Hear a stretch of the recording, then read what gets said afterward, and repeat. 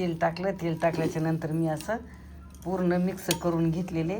आणि याच्यात नाही का पुढं हळद नाही टाकली म्हणजे कारण हळदीचंच लोणचं आहे, त्यामुळे हळद नाही याच्यात टाकायची. तर हे आता पूर्ण आपलं लोणचं तयार झालेले. रामकृष्ण हरी मंडळी, चला तर आज आपण व्हिडिओला दुपारी सुरुवात केली 12ला आणि आता कडक उन्हाळा असा सुरू झालेले आणि ऊन पण आमच्या इकडं परभणी भागात खूप भयंकर आहे, तसं तर सगळीकडेच आहे. तर चला तर म्हणलं आता हळदीचा पण सीझन सुरू आहे, तर हळद काढणे आणि आमच्या शेतात पण हळद आहे, पण आणखीन काढायला नाही सुरुवात केलेली, पण बऱ्याच ठिकाणी काढायला सुरुवात तरी आमच्या ओळखीच्या ताईंनी मला ओल्या हळदीचा वानोळा दिलेला आहे, कारण त्यांना माहीत आहे मी दरवर्षी हळदीचं लोणचं घालते म्हणून. तर चला तर म्हणलं आता ही एक 2-3 किलो हळद असेल ही एक अंदाज. आणि म्हणलं आता हळदीला मग कशाला आपण उशीर करायचा, मग लगेच सुरुवात करावी. आणि बाजारातून मी ताज्या छानपैकी अशा हिरव्या ताज्या मिरच्या आणल्या, पाणी न मारलेल्या, तर भरपूर. आणि याला नाही का म्हणजे असं तोलून मापून प्रमाण बिमान असं काही नाही, कमी जास्त झालं तर काही बिघडत नाही, काही नाही. जास्त कमी मिरच्या झाल्या तरी मिरच्या आणलेल्या ताज्या याला टाकण्यासाठी एक चांगल्या पाव किलोचा अंदाज असेल. आणि अद्रक पण मी भरपूर आणलेलं आहे, अद्रक टोपल्यात ठेवलेले. याला अद्रक लागते, लसण लागते, मिरची लागते आणि लिंबू लागते मेन म्हणजे, कारण हळद उगीर असते ना, तर लिंबू भरपूर प्रमाणात टाकलं तर लोणचं खराब होत नाही आणि चवीला पण छान लागतं. तर लिंबू आता आणायची राहिलेले आहेत. तर चला म्हणलं मी काय करणार आता, ही हळद आहे ना याला चांगली स्वच्छ धुवून, मिरची हळद धुवून चांगली हळकाला ठेवणार आहे, कारण देठं न काढता मिरची धुणार आहे. देठं काढून जर मिरची धुतली ना तर मध्ये पाणी जातं आणि मग लोणचं खराब होतं, आणि अशी धुतली तर बिलकुल असं मध्ये पाणी जात नाही.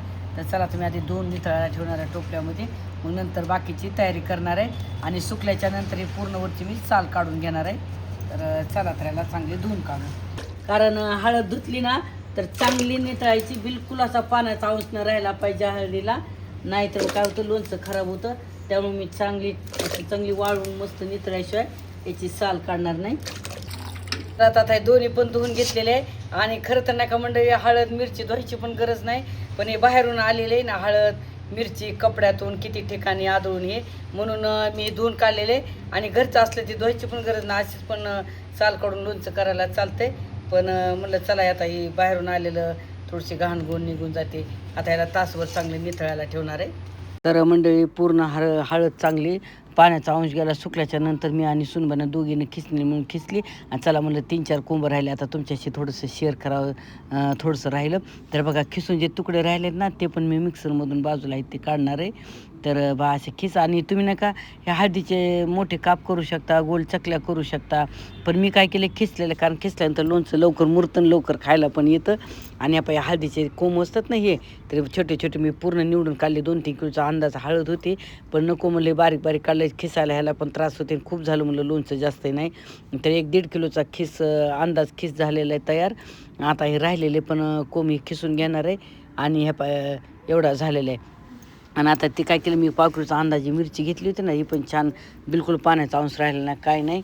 तर आता हिचं नाही का, आणि तोलून मापून नाही मंडळी काय नाही, हे मिरची आपल्या अंदाजाने घ्यायची, तिखटाच्या कमी जास्त, कारण मी लाल मिरचीचा वापर करणार आहे. तर आता ह्याच्या अगोदर देठं काढली, कारण धुताना देठं काढली नव्हती, मध्ये पाणी जाईल म्हणून. तर आता ह्याची पूर्ण देठं काढून घेतली आणि लगेच ह्या उभ्या चिरल्यानं ज्या लांब आहे ते मधून पण कट केलेले आहेत. आता मिरच्या चिरणं झालं, मग मी काय केलं, अद्रक घेतली चांगली 100 ग्रामचा अंदाज अद्रक घेतलेले, कमी जास्त असले तरी काय नाही तेवढं. आणि अद्रक पण खिसून घेतली, छान अद्रकचा फ्लेवर मस्त येते लोणच्याला. आणि अद्रक खिसल्याच्या नंतर म्हणलं चला आता आपण लोणचं काय मसाला लागते त्याची तयारी करू म्हणलं. त्याच्यासाठी मी काय केले, सोप घेतलेले चांगले मोठे 2 चमचे पोहे खायचे, दालचीचा तुकडा 2 चमचे चांगले धणे घेतलेले, 1 चमचा मिरं घेतलेले पोहे खायचा, अर्धा चमचा लवंग आणि जिरं घेतलेले 2 चमचे, आणि मेथ्यादाणे घेतलेले 1 छोटा चमचा. तर आणि मिरचीचा 25 ग्रामचा अंदाज आहे, 15-16 मिरची आहे ते. तर मी मिरची पावडर पण वापरली चालते, पण म्हणलं चला मी मिरचीच अशी बरड करून छान लागते लोणच्याला. तर मी एक लोखंडाची कढई आणि सगळे मी गॅसवरच गरम करायले, आणि हलकंसं गरम करायला, कारण उन्हाळा खूप आहे ना, तसं तर अंश नाही बिलकुल सरदायला नाहीत वस्तू, पण चला म्हणलं थोडंफार गरम करू मला हलक्याशा हातानं. तर हे गरम केलं, आणि गरम झाल्याच्या नंतर लगेच एक मिनटात तर गरम झालं हे. आणि मग लगेच मी काय केलं, हे प्लेटमध्ये टाकलं गॅस बंद करून. थंड होण्यासाठी. आणि ह्या नाही का वस्तू तेल कुठले थंड जास्त लोणच्याला कधीच घालायचं नाही, कारण लोणचं खराब होतं पटकन गरम घातलं तर. आता थंड खराब ठेवेपर्यंत मी काय केलं, मोहरीची पावडर 2 वाट्याची अगोदरच करून ठेवली होती मिक्सरच्या भांड्यामध्ये. आणि मोहरीची डाळ विकायची पण भेटते, ती टाकली चालते, पण म्हणलं चला ओरिजिनल घरचीच आपले पावडर टाकू. तर ती काय केलं, मी एका टोपामध्ये काढली स्टीलच्या, आणि त्याच भांड्यामध्ये हे जे आहे ना सगळं मसाला, तर म्हणलं ते पण थोडंसं त्याच्यातच बारीक करा. आणि मी कसं असा दरदरा भरड जास्त बारीक पावडर नाही केलेली, काही नाही.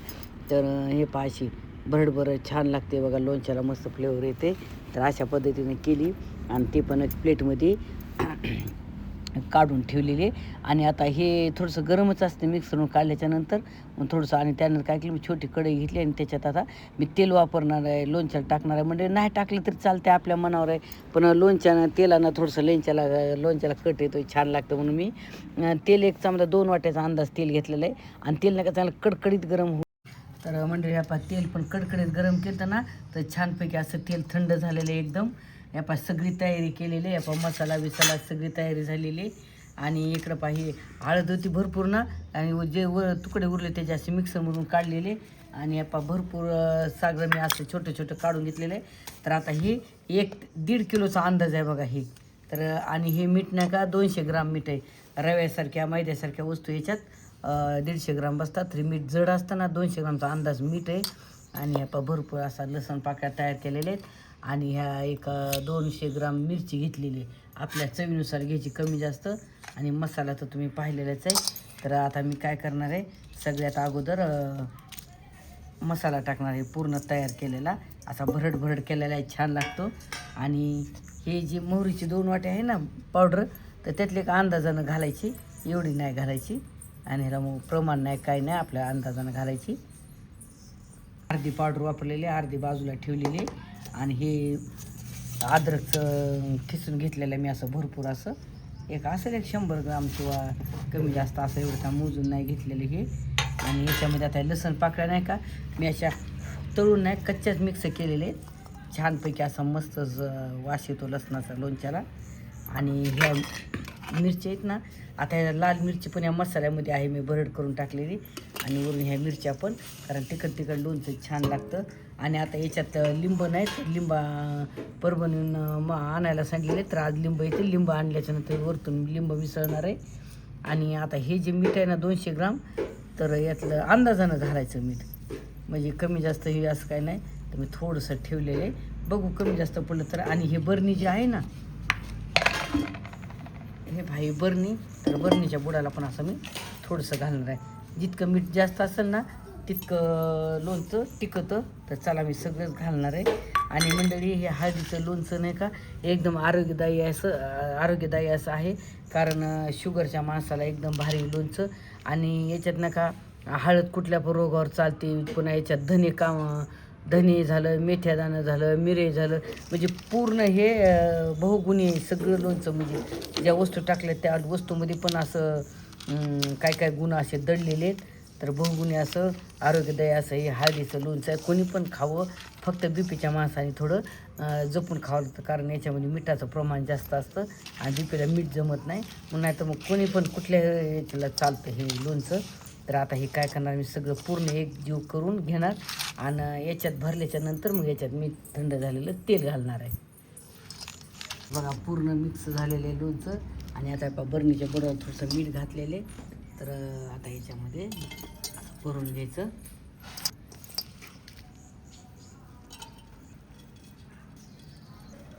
पूर्ण मिक्स लोणचं भरलेलं. तर आता याच्यात काय करणार आहे, मी पूर्ण थंड झालेलं आहे ना तेल, तर हे तेल ओतणार आहे. पाहायचं तेल टाकल्याच्या नंतर मी असं पूर्ण मिक्स करून घेतलेले. आणि याच्यात नाही का पुढे हळद नाही टाकली, म्हणजे कारण हळदीचंच लोणचं आहे, त्यामुळे हळद नाही याच्यात टाकायची. तर आता पूर्ण आपलं लोणचं तयार झालेले. आता याच्यात फक्त लिंबाची कमी आहे, तर लिंब पण मी दुपारी आणल्याच्या नंतर याच्यात कट करून टाकणार आहे, कारण लिंबानं लोणचं खराब होत नाही. शेवटी हळद वगैरे असते ना, तर लिंबानं टिकते, छान पण लागते आंबूस, आणि लोणचं पण टिकते वर्षभर चांगलं. तर चला, तर झालं लोणचं तयार मंडळी. तर तुम्ही पण अशा पद्धतीने थोडंफार करून बघा, इतकं भारी आणि प्रत्येक रोगावर गुणकारी असं हळदीचं लोणचं आहे. तर कसं वाटलं आमच्या ओल्या हळदीच्या लोणच्याचा छोटासा ब्लॉग आवडला जरूर कमेंट करून सांगा. आणि तुम्ही जर माझ्या चॅनलला नवीन असाल तर लाईक करा, शेअर करा आणि न विसरता सबस्क्राईब करा. चला आता पुन्हा भेटू पुढच्या असा नवनवीन व्हिडिओमध्ये. धन्यवाद. रामकृष्ण हरी.